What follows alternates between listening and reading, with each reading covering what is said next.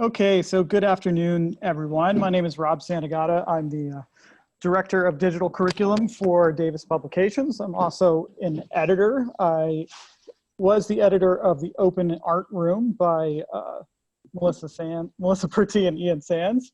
And I'm also working with Melissa and Ian on their new book, Making Artists, which will be coming out later this summer. So for those of you who don't know them, Ian works at South Brunswick High School in North Carolina, and Melissa works at Apex High School in North Carolina.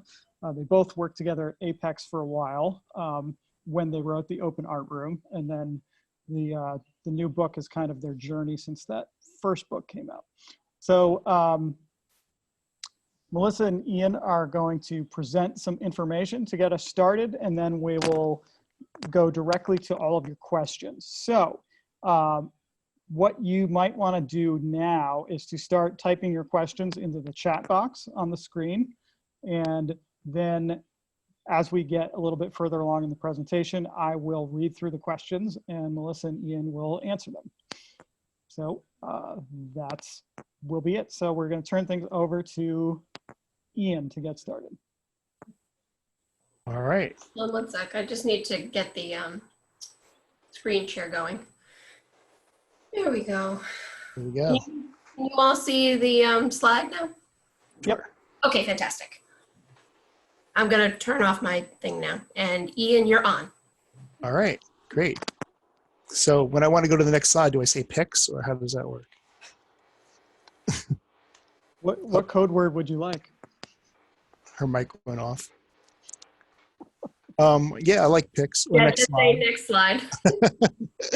All right, next slide. All right, cool. There we go. So if you don't know these guys, that's because you're young. But this was back in 2006, I think it was 14 years ago. Macintosh, Apple ran an ad for the Mac, and it was, I am a PC and I'm a Mac. And these guys were representing basically the guy on the left was the PC and the guy on the right was the cool Mac guy. And the purpose was to sell more Macs, obviously. But the thing that struck me about it when I was thinking about putting together this webinar was they were both selling the same product. They both were doing the same things. But like they both had monitors, they both had a mouse, they both had a processor, they both had RAM, you know, they're both selling computers. But Mac was just trying to get you to think differently. Like the whole concept of we have the same components, but we're just doing it differently. So hit my next slide there. So I thought about that, and when I first started teaching, I was a PC. It was about making art. And basically, I thought about these four components that pretty much every art teacher does. No matter how you teach, you hit these four components. And it's more or less just the order of how the components go. So for example, I would start out with a project, and I'd be like, I want to give my kids a project. What projects do I want to give my kids? And that would be very important. And then what would follow was technique and medium. Like, I need a technique I want to teach through that project. So they're doing this project for this purpose, to learn this technique or to learn this medium. And then perhaps I'd give them a theme or a concept. And then the bottom was the process, the artistic process you go through, you know, creating, designing, reflection. So those parts that are there. Now, as an example, a lot of times I'll hear people say like, oh, I want a new linear perspective project. I want to teach my kids 2-point linear perspective, but I'm tired of the cityscape project. Well, that's a perfect example of a project. It's a project they want. They know that the project is going to be to teach linear perspective. So there's your technique. The medium maybe is going to be pencil and ruler. And they have the theme. They want a cityscape. And they're just bored with that project. So they want to come up with a new one, and they ask for that. But that would be a basic project. That's one that I used to do a lot when I first started teaching. And then in the process part of it, the only difference here is that a lot of the process is decided by the teacher. When you're making art. Like the teacher decided that project, the teacher decided they wanted the students to learn perspective. They decided the students should learn to use pencil and ruler. And they even came up with the theme for them, which is the cityscape. So when they get down to the process, all they really are going to be doing is actually the creating part. They're not doing the designing part or the planning part. And they're not even really doing the reflection part because the teacher probably put together a rubric so they could see, you know, what was expected of them when they were done. So hit my next slide there.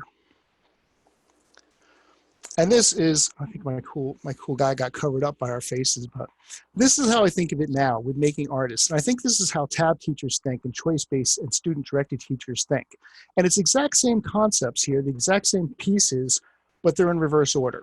So you start with the process. You say to the students, I want to teach you how to come up with an idea, to be inspired for an idea. I want you to design, take your idea, and I want you to come up with the plans for it, the design. I want you to think about that, and I want you to create it, and then I want you to reflect on it. And then the second part, maybe I'll give you a theme or a concept, because maybe you're just at a point where you haven't done enough student-based or tab learning to come up with your own theme right away. So maybe I'll give you a theme or a concept, something to think about. And then I'm probably going to leave the technique and the medium up to you, and then you're going to decide the project. So it's a totally the same components, just like in our Mac and our PC, but I just want you to think differently. So if you go to that last slide there, you can just see the two together, and you can see what I was talking about.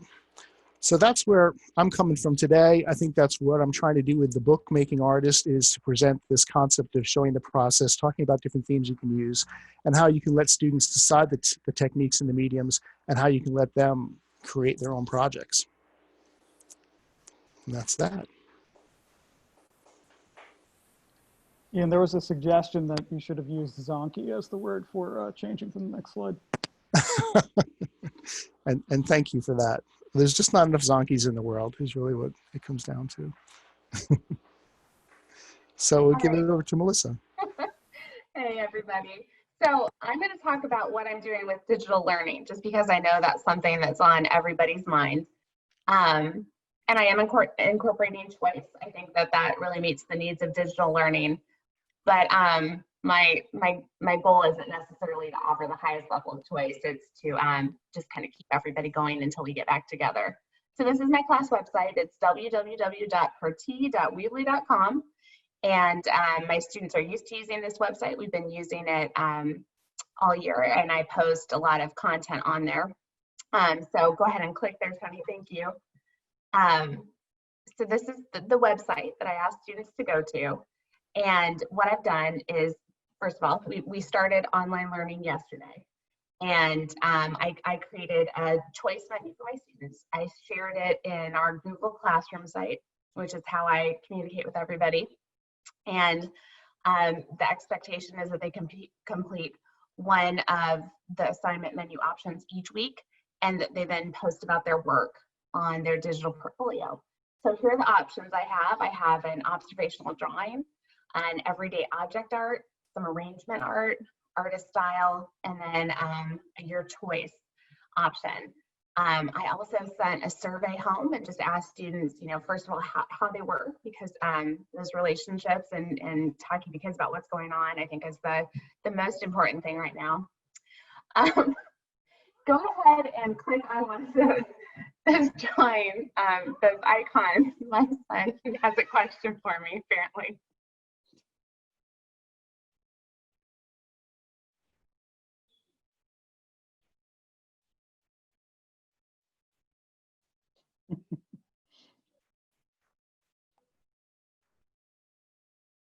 This is another one of those hashtag quarantine life moments. Yep. Yeah. To answer, a couple people asked if we're recording the session today, which we are recording, and everyone who registered will receive an email that contains a link to the recording, which you can then watch. And I believe you should be able to share that link with others. Yes. Yep. Okay, Melissa's back. Okay, my emergency is handled. Password on the tablet. So these assignments have a goal, and then what the task is spelled out, and explanations about material, and then some steps. And they're all things that the kids can do with a range of materials that are on hand, and then considering two-dimensional and three-dimensional materials. I also like to think of things in terms of like loose or expressive, and more tight and controlled. I think people have different preferences relating to those, so that's kind of built in these as well. The survey I sent home to students had questions about what they would like to see. So I know right now I need to add something about abstract art. I've had a couple of requests about that. And also my students were really looking forward to tie-dyeing. We always do that in the spring. So I think I might add some information about doing tie-dye with bleach. I've also had a couple kids tell me that they don't have many drawing materials at home. So I'm going to try and find some information, put something together with non-traditional materials. I have some things on there with using found objects and work, but in terms of like marking on paper or a surface with non-traditional materials, I'm going to add something as well. So the students do the work, and then I'm having them doing kind of a check-in so I can give them feedback, asking to post an in-progress photo during the week in Google Classrooms. So far, it's been working really well, and yeah, that's all I have. Okay, well, there's already a ton of questions coming in, so we'll just jump right to them. Okay, the first question. This is a good opening question. How do you recommend getting started integrating choice into a middle to high school art classroom? I work in an alternative school with kids that were removed from public schools for many reasons, so safety tends to be a concern with choice for me.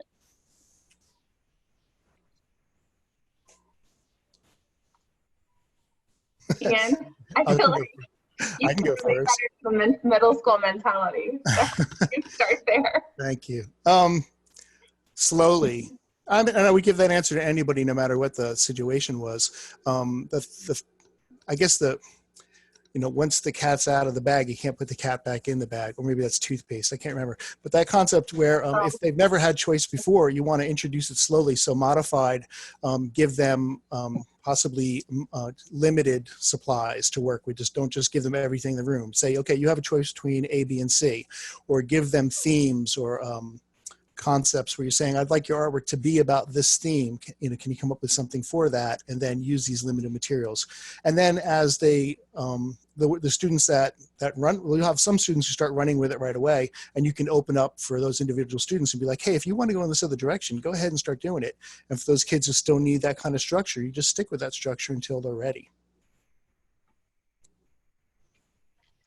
What I would add to that is a first step, especially with kids who have a lot of social emotional needs. I'm sure right now is developing relationships, talking to them, getting to know them, doing community building exercises, figuring out what they like and don't like, and then also I would really focus on finding artists that are relevant to them, maybe incorporating music or other kinds of sports or any other kind of interest they have. So really developing those relationships.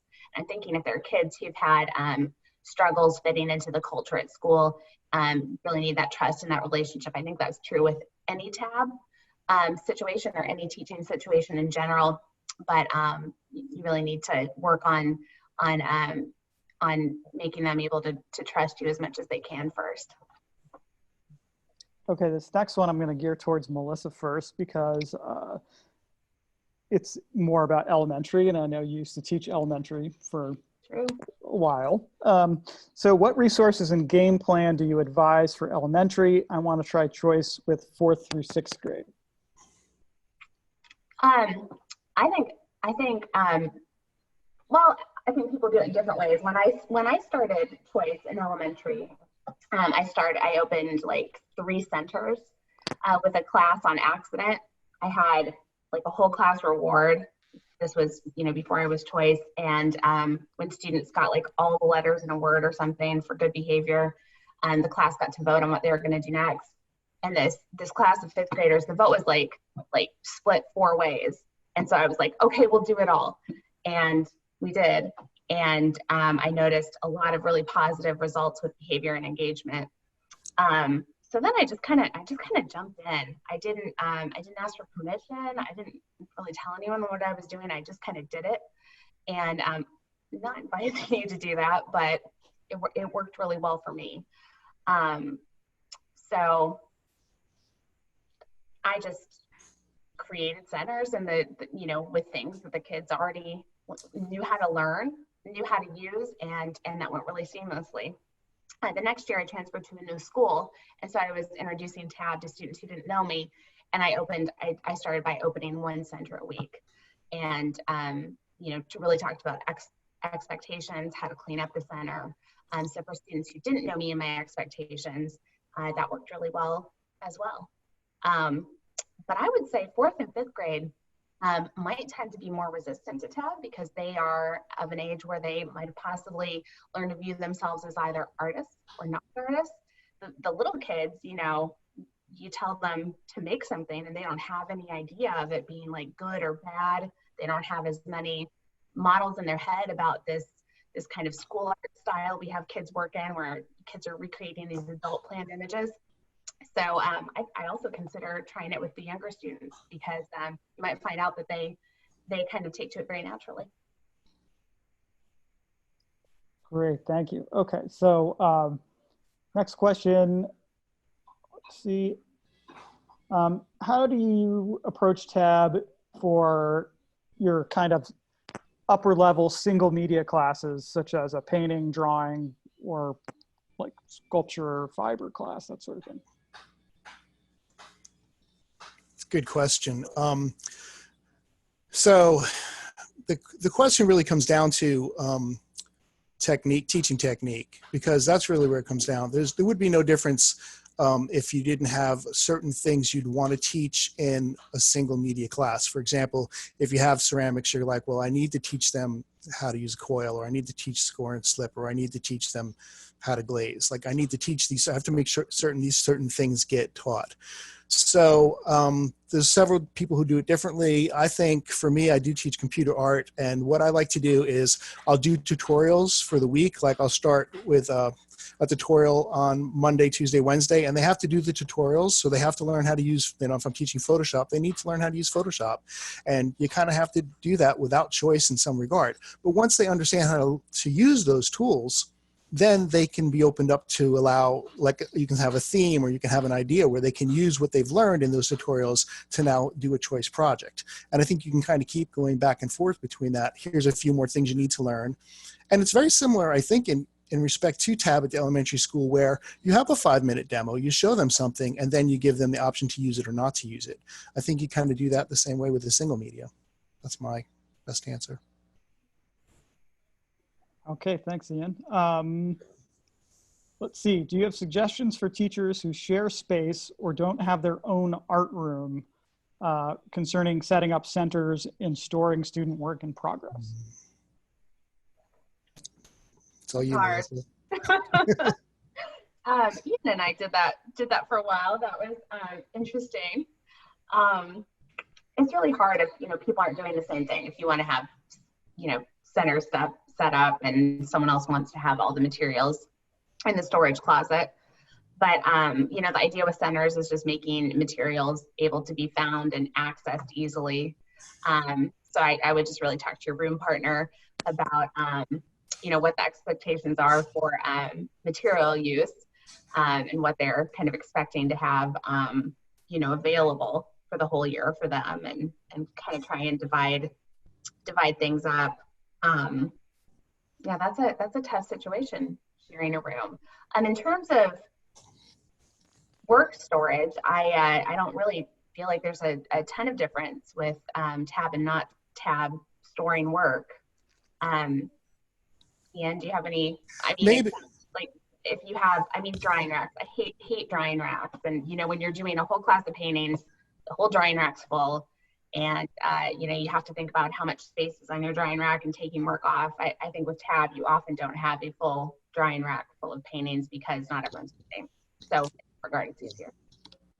And the other thing about that is what I find, and I don't know if this is Tab or not, but is we have a lot of it posted online. So once you make your project, if you post it online, then you can take it home. So a lot of Tab kids in my classroom, they take their work home. So they want to take their work home. And so you don't have to grade. You don't have to have a pile of all these same projects sitting on your desk, waiting to grade. So I guess the answer is you can just keep all your kids' art on your desk if that's how you want to do it. Okay, let's see. Going along in that vein, there's a couple of questions about how you manage supplies? So let's say more on the high school version, like what you're both doing now in your classes. How do you manage supplies? How do you control student access to them?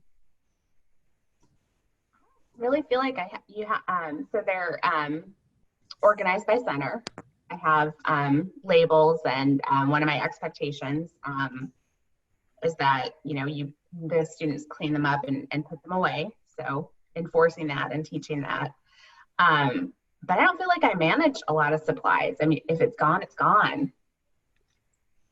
They're fine with it because they're used to solving their own problems. I mean, this year I've looked over and all the white acrylic paint was gone. So since students got out the tempera paint and they were putting white tempera paint in with their acrylic paint, I was like, those don't work together. And they were like, actually, no, see, it's fine. And it was. I mean, there are certain things that might not be as fine with that, but they had found the material and tested it, and it was working fine for them. So, not having a specific material isn't the end of the world, like it might be if you ran out of giant linoleum blocks for your project you do every year, where everyone carves a giant linoleum block and you only had 30 and you needed 35. It's not an emergency then. I agree. I do control some materials. I control paintbrushes, I control X-Acto blades, I control Sharpie markers, and I control canvases. And all I mean by control is that all the other material is in the room at different locations and the students can get it anytime they want. Those items, all you have to do is ask me for them. And the only reason is because then I can keep track of them. I find my Sharpies disappear if I just leave them out. The X-Acto blades disappear, and canvases go really quick. So I can say, what do you need a canvas for? And they can be like, oh, I want to do this painting of this thing. And I'm like, okay, cool. I'll give it to them. So it's just a one little step process as to people just grabbing those things. But other than that, everything's out for the most part. They can take what they need. And like Melissa said, when it's gone, it's gone. I guess I do something similar. I have labeled cabinets, and I have some cabinets that are not labeled. And if it's something that it's in a not labeled cabinet, it's not available to be used yet. And I do have, I keep my X-Acto knives at my desk, and I ask them to ask for it. And I have some paintbrushes hidden away, so they're safe. So, and I was afraid for a second you had more control than I did, which would be No. reversal. More rules. That's funny. Along those lines, I'm curious to know what materials you're purchasing the most, and do you have any tips on how to budget from year to year to account for student choice?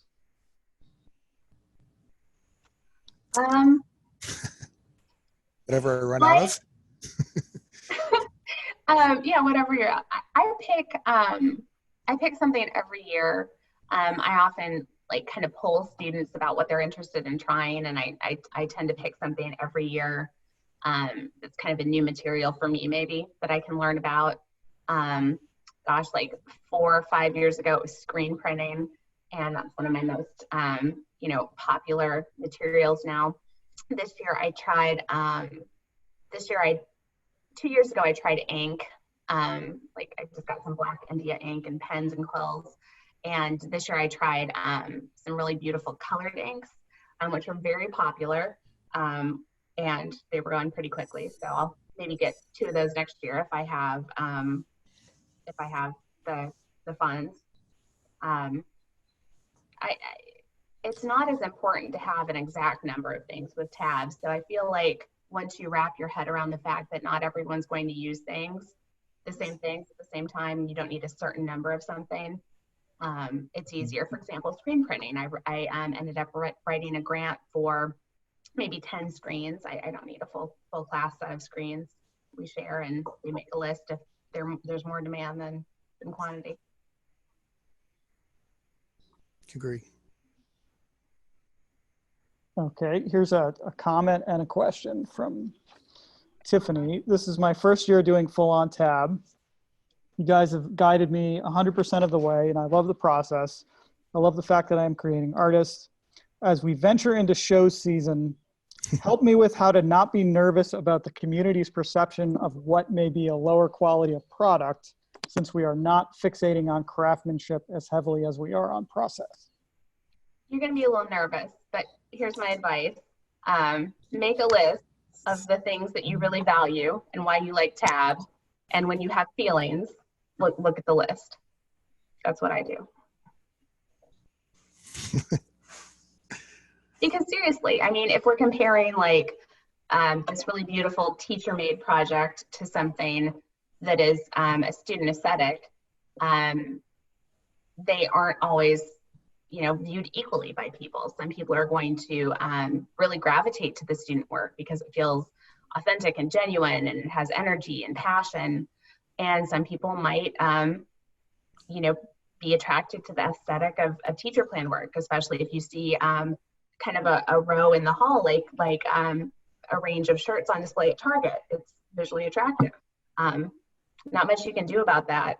You just have to, I think, have to really pay attention to your personal values. And no, it's not easy, but sometimes when you're confronting colleagues, I think it's hard for everybody, but or confronting colleagues' opinions of you. But that's what I do. Ian? I ask myself, why am I putting this art in the show to begin with? Am I putting it in there to make myself look good, or am I doing it for the kid? I have kids all the time. We have these great display boards at my school that I'm at now, and the kids, as soon as I do something, they're like, hey, can I go hang this up in the hall? And I'm always like, yeah, go put it up there. Like, if they're that proud and they want to put it out there in the hall, even though sometimes it's not the greatest thing, maybe everybody's going to be like, that's not that great, but it's like that kid thinks it's great, and he's really proud of it, and he wants to put it up in the hall. So, but having said that, I'm going to tell you something. My kids knock it out of the park. The more kids tab, they get better at the stuff they're doing because they really want to do it. And they kind of become little, I don't know what's the word I'm looking for here. They just become good at their craft. They become better at their craft. We win shows left and right. I mean, I'm like, not me, the kids, like they're really super talented. Their stuff is really good. So it's like, yeah, some kids' stuff's not going to be that great, but the ones that are going to keep sticking with it, they're going to put some stuff together that's going to impress you. All right, so I'm going to jump off of that and ask a question about, so since we're talking about, you know, perceptions of quality from adults versus students, what about those students who are a little bit stuck in a particular area?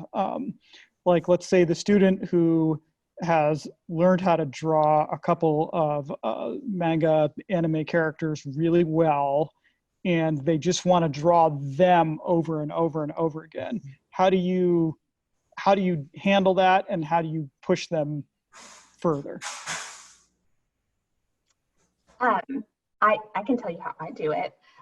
Tony, could you show the slide that's support for secondary tab studio? She was ready. She got a slide and everything. I think it's one back. It's like scaffolded support for, levels of support. Thank you. Okay, so when I'm thinking about how to support kids, I think what skills they have and what skills they need. And this kid sounds like they might have some issues with developing ideas for art making if they're stuck with, you know, one specific style of anime. I guess first, based on my relationship with the student, which is always, you know, you really have to have that established first. I kind of want to know what their goals are. And if a kid really enjoys drawing anime, that's fine with me. However, I personally, for the child, I would want them to be able to maybe develop their own characters in their particular style, or, you know, learn about other styles, or at least introduce that as an option. So I would talk to them about, you know, I'm in the middle column, the green column here, developing. They're able to find ideas with some support. They can find a idea, but maybe not multiple ones. So I would just talk to them about, encourage them to study different styles of anime, or maybe different styles of cartooning, maybe draw from life, and just kind of expand their repertoire. Or I had one student this year who drew the same characters over and over in anime, and I challenged her to do something else with making a character, and she didn't want to. And I was like, well, make a sculpture or something. And she ended up using the Sculpey to make this like really big figure, and it was really cool. And that's what worked with her. So how I do it. Sometimes students, who aren't trying different styles may have challenges with having the skills to support their ideas. Maybe they feel like they can't draw in any other style, and that's really hard when you're good at something. Trying something that's a risk sometimes.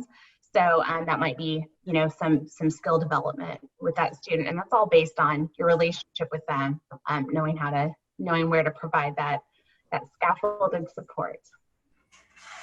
Yeah, start back up to that right there, because I think that's really important. It's the first thing it says at the top there is relationships. If you don't have a relationship, well, I'll say if you have a relationship, build a relationship with a kid, because then you can tell the kid, you can say, you know what, this sucks. Stop doing your crappy work and let's do something good. And they'll cry a little bit, but they'll get over it. If you have that relationship, they're going to trust you. Do not tell kids their work is crappy. They cry a little bit. They'll be all right. I have tissues. But no, if you have that relationship, you can push them a little bit more than if you don't, I think. Okay, so I'm going to group a couple of similar questions that are kind of related to what's happening right now. So with the remote learning environment that everyone suddenly finds themselves in, what are you doing with your students? Is there a particular platform that you're using? Are there strategies that you're trying that are working? Or, is it not working? Like, how's that going? And how are you handling it? That's for whoever wants to go first. We can just back up to the slides. I'm using my class website and my student blogs. Weebly is the website builder I use for my class site, and my students have Weebly digital portfolios.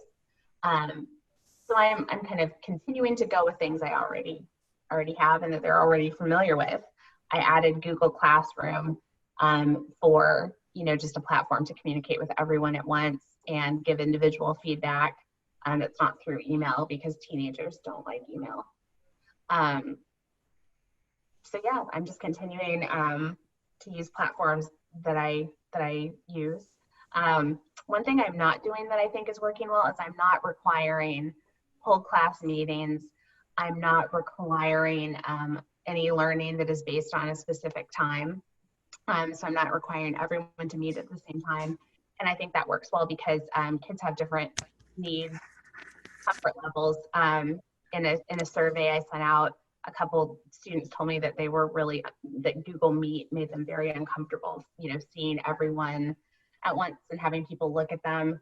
Also, considering ideas about equity. Not all kids, want people seen in their house or their bedroom or their space where they're doing learning. So I think considering those things in mind, and also, some kids work, some kids are taking to siblings over during the day in high school. So just making things flexible and, so students are able to do it on a schedule that works for them and their families. Yeah, a lot of the stuff that happened in our school was set up by our school, the requirements of what we can and can't do and grades and things like that. What I was doing before that was I was giving a new unit every Monday. I was presenting an artist of the week every Wednesday. And so I just kept doing that, and I just put it up on the website, and the students know our website. So on Monday, I put up a new unit. I said some suggested projects. On Wednesday, I put up an artist of the week. I sent out email because I have all the students' emails, because that's what the school established that for us. It was a way of contacting them. So just kind of doing what, kind of what we did, but it's just a little stranger. Yeah. Do your students ever respond to each other's in-process art as they're posting? I have mine set up in Google Classroom as an assignment without points, so it's only visible to me. I did, when I sent out my survey, I had maybe about 15 kids who were interested in doing some sort of collaborative meeting where we were either drawing together or sharing work. So I will offer that as an option. And I think some kids will really enjoy it. I think other students would not like anyone to see anything that they do. We were using, before we left school, Seesaw for some classes, and we were migrating over to Satori for other classes where they could post their work. Seesaw does allow other students to comment on it and see it in process. And I have links on the website to the students' work, especially the computer art class. And pretty much every day when we were in school, at the end of the class, I had the big screen and I could pull up all the kids' Satori pages and show them. And they always wanted to see what everybody else was doing. And it's kind of like a show and tell thing. And it's kind of fun because then kids who didn't really do much, other people would be like, oh, come on, you got to do more. So like giving each other, like edging each other on, which was kind of nice in a positive way. So it's kind of still going on like that. The artofsouthb.com. Mm-hmm. So here's another, again, related topic. How are you approaching show season if everybody's at home? Like, have you come up with a plan for that yet? Nope.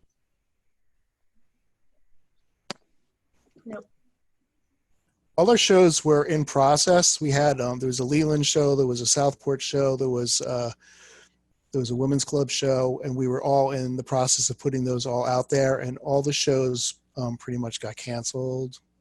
So I haven't thought to do anything virtually, but we've kind of talked about it a little bit, but not at this point.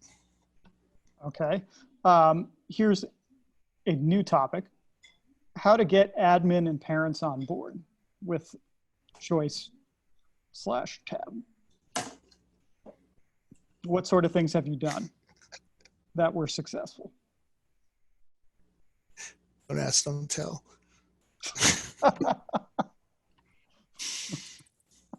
I never asked my admin or anything like that. I just started doing it. I mean, I don't know. I guess I know some people do go, and I guess there are other people who have like curriculum people in their district or something, and they kind of have to report to them and everything. But I was never in a situation like that. So my admins love it. They do. They think it's great, and they see the benefit of it, and they see the benefit for the kids. So. Mm-hmm. Yeah, me as well. I think my administration really love it. And I know my county appreciates it now. I wrote a new course called Student Directed Classroom or Student Directed Studio for next school year that had to be approved by a panel at the district level, and they approved it. So, which is really exciting. And quite a few kids signed up for it. So I know they like it too. I think administration sees the engagement. It'll be interesting to see next year. I'm doing a 2-year fellowship about brain-based learning and equity. And the second year next year, I'll have my class open as kind of a model classroom where people from across the district will kind of come in and see how I'm using some of the strategies I've been learning about in my classroom. So stay tuned for that. We'll see what they think about that. Okay. All right, I'm going to group a couple of things. So there was a question about themes that work for middle school. Then there's a comment, Kristen was teaching Tab in elementary school. It was going great. Then they switched to middle school and noticed that Tab is a struggle for them because they're afraid to share ideas. And then there was another question that was top 3 community building activities for high school students. I feel like those are all kind of related. So your reluctant learners or people who are a little more afraid to take risks, how do you draw them out and build that community, build those relationships, but also get them excited to make art?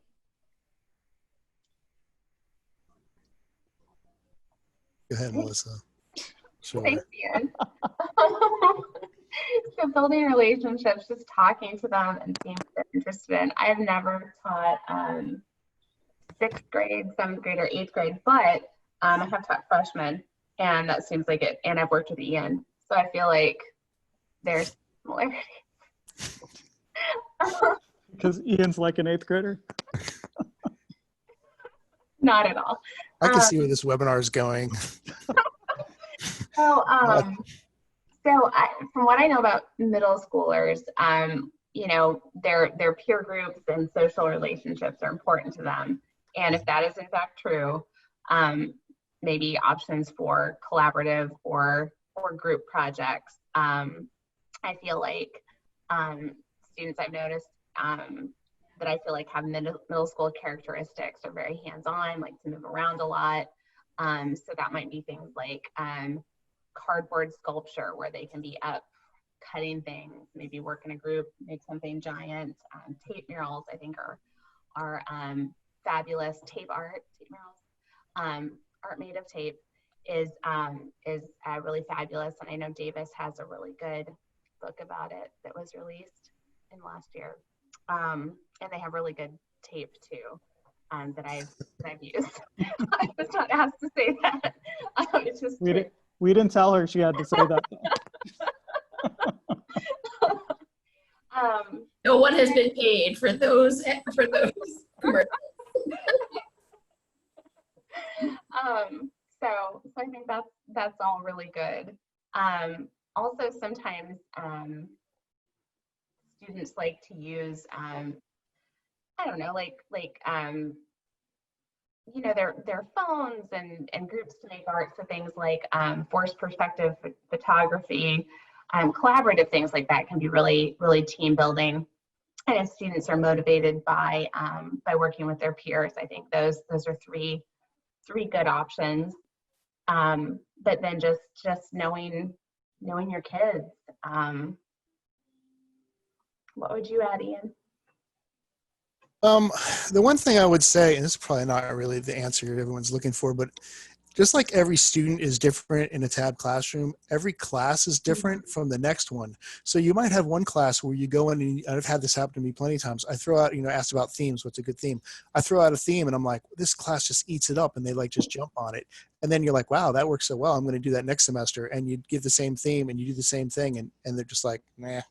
And you're just like, what happened? Why didn't this work? Why did it work last time? So you kind of have to understand the dynamic in the kids in the class and just kind of learn. You have to learn it and work through it. It's difficult. It's not easy. Tapping's not really easy. It's a lot of work.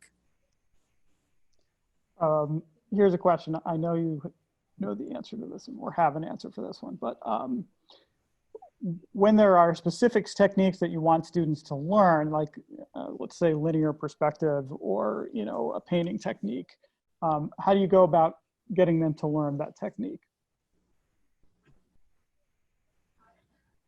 It's honestly, I feel like that sometimes can be easier. A lot of the students, not all, but a lot of the students in my school are very grade motivated.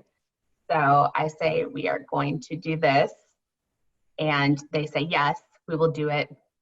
And everybody's happy. So if I was going to teach a technique like linear perspective, what I do is demonstrate it, have them practice it enough to learn the skill. I wouldn't plan like a cityscape for them to draw, but I would teach enough for them to learn the skill, and then give them a couple options for how to apply it. And that would incorporate some choice, which I find makes trying to do work like linear perspective a lot more successful, because when everybody's doing the same linear perspective drawing in a classroom, some kids are going to get it, theirs are going to look great, and some kids are not going to get it, and theirs are going to look not as good. And that's really hard for a class when you're looking around and you're seeing everybody's response, and you can evaluate yours really easily, and you feel like yours doesn't measure up. Again, tape art is great for linear perspective. You can put the tape on the wall in a group. It's a good option. Forced perspective, again, is fun too when you're dealing with perspective. I typically expand it from linear perspective to do maybe atmospheric and some other elements about perspective as well. That's how I would do that. Technique schmechnique. That's my answer. No, I'm kidding. Listen, a lot of that basic stuff we do with Art Ones and Stacy Belter, who works with me, teaches the Art 1 classes, and she does a lot of it. She teaches the 9, and that's the subject. So when she goes through each one of the subject-based themes, there will be a technique or something that she does. And so perspective, we do a theme of architecture. So during that theme, she'll show learning your perspective to the students, and she'll be like, here, I just want you to, it's a demo, like a day. Try this out, see if you like it. Then she does that, and then when she gets to the point of where students are going to design their own projects, they have that in their toolbox, and they can use perspective if they want to. And if they don't have to use it. They learned it, they got the hang of it, but they don't have to make a project out of it. And that's pretty much with all the different, like proportion, when we do a figure, or anything else you can come up with. So you show them, but you don't force them to have to use it in their project. That you give them a tool. The older students, a lot older, but the advanced students, upper level students, usually it's on the back end. Like they'll be doing something, let's say they're drawing a building, and I'll be like, hey, don't you remember perspective? I'm like, yeah, I kind of forgot. And I'm like, let me show you.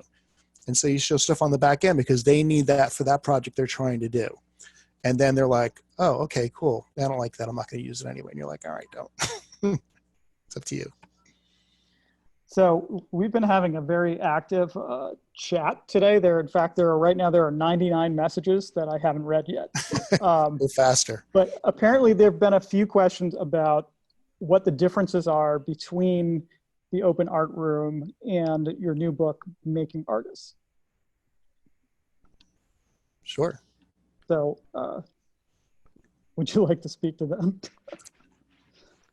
Well, when we wrote the open art room, Ian and I think we're both in different teaching situations. We were teaching together, developing materials together, and we wrote the book about that work we were doing, which was in a large part trying to figure out how TAB would work at the high school level, right, Ian? And then we are, working in two different places now. I think we have kind of some differences in our student populations. Ian and I are teaching different classes as well. So, and we both, I think, really like to do new stuff pretty frequently. When we have a new idea, we both kind of just jump in and try it. So, so there's a lot of new material.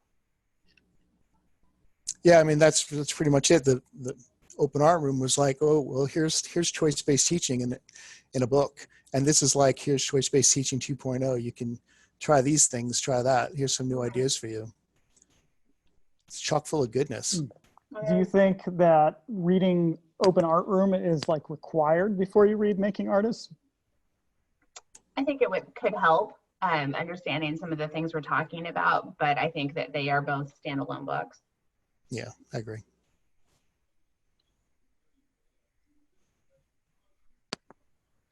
Okay. Any other differences? Well, we wrote the open art room together, and so like all the parts have Ian's voice and my voice combined. Making Artists has a Melissa section, which is really good, and then an Ian section, which is also really good. It's okay. I don't know. I haven't read it, so I don't know. You haven't read my section, thanks, Ian. I haven't read either of them. You might get some ideas. You have, 2 points of view, and kind of two things that have the same philosophy running through, but two different approaches. So it's kind of like two books in one.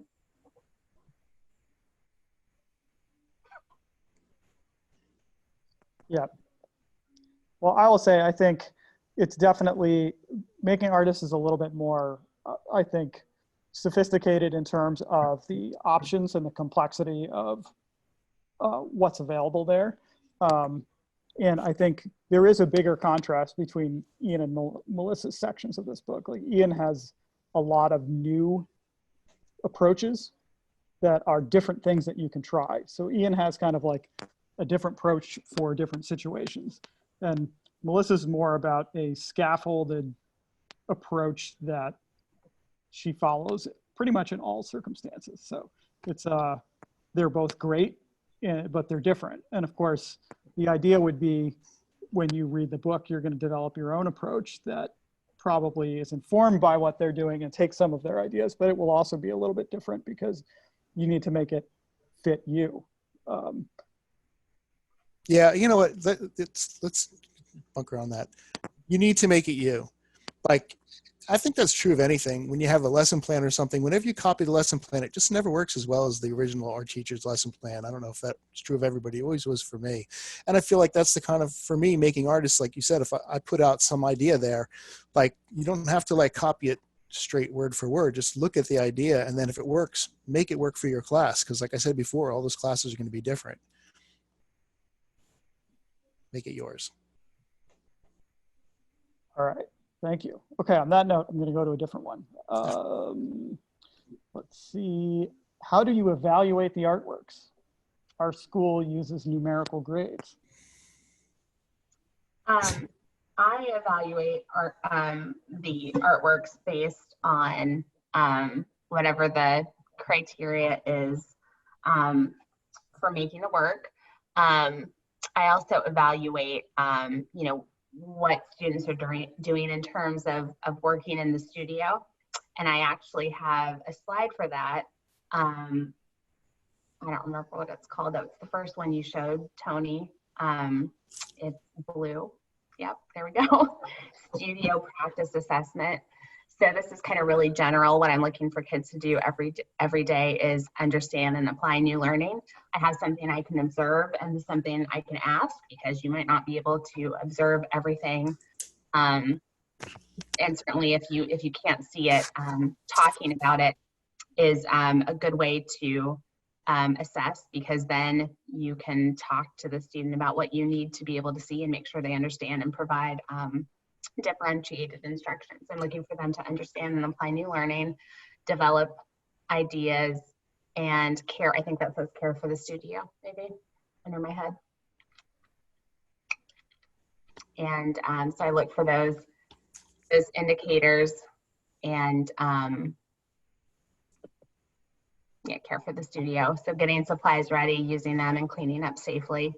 That's how I understand the basic work that goes on in the studio.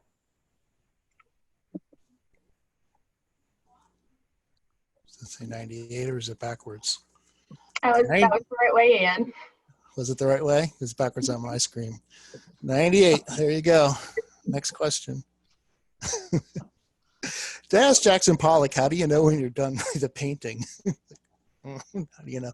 How do you know when you're done with the painting, Jackson Pollock? I think a lot of it comes in the reflection. I know we ask them to look at learning targets, and there's a lot of that, some of that in the new book. We talk about learning targets and reflecting on those learning targets. And I think that's where it all comes in, is when they're reflecting on their work and seeing what improvements they want to make in the future, or things that they think they learned.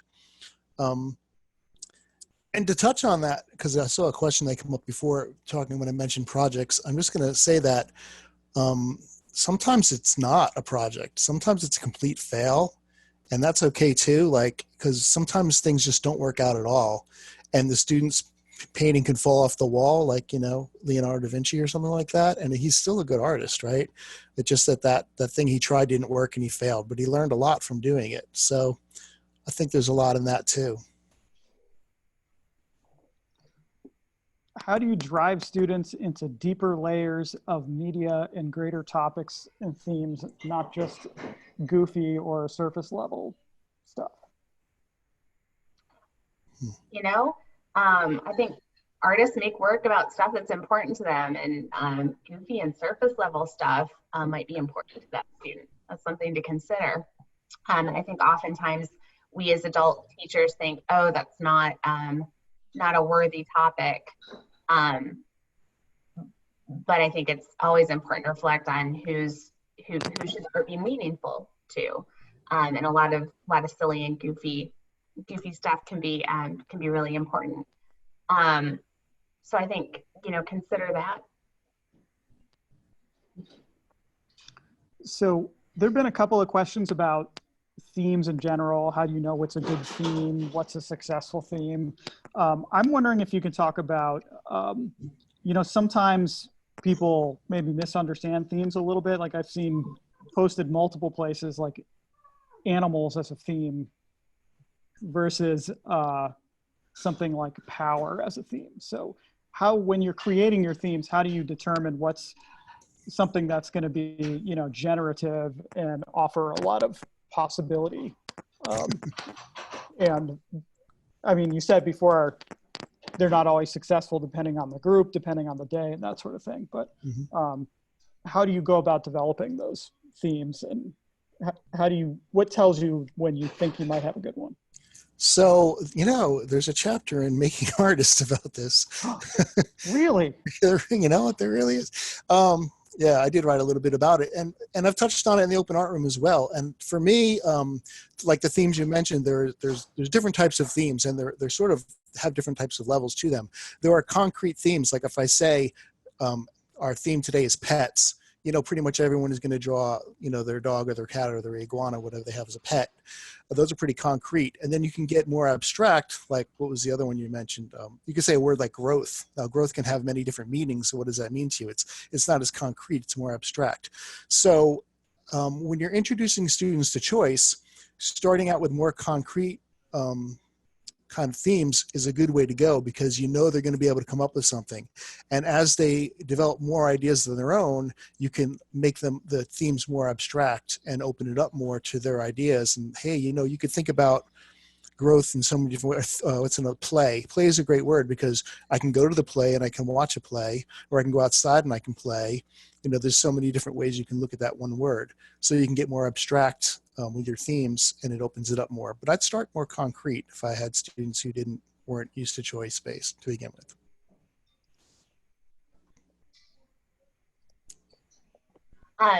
Something I've been doing recently with themes is offering one to teach students how to work with themes. The big concept there is being able to generate ideas and to think creatively, and then offering themes as optional and giving the other option to you know, just continue with your own work or propose your own theme. I'm kind of moving away from making themes required, but it really does depend on the class. I had a beginning class at the start of the year who really wasn't interested, most of them weren't interested in themes at all. And I have an advanced class currently who the students, most of them really prefer having a theme to work with. And lots of elements go into, you know, how those kids prefer to work, but it's not one size fits all.